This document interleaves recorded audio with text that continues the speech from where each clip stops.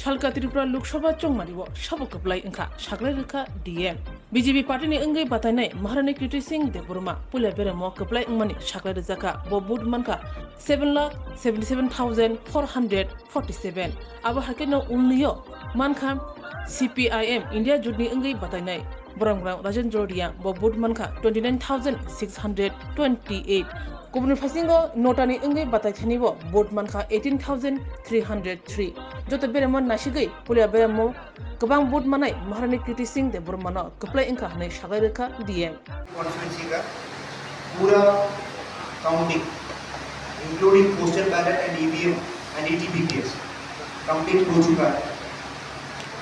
इसके बाद जो रिजल्ट्स हैं मैं अभी डिक्लेयर कर रहा हूँ।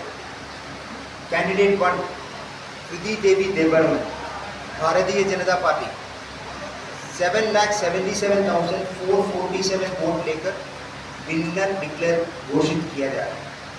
उसमें से 7,68,129 EVM वोट और 9,318 postal ballot. Candidate number 2 Rajendra Riya communist party of India marxist total votes 2,90,628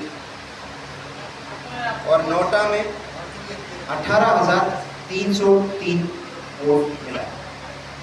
इस हिसाब से कृति देवी देवबर्मा भारतीय जनता पार्टी को मैंने विनर घोषित किया गया।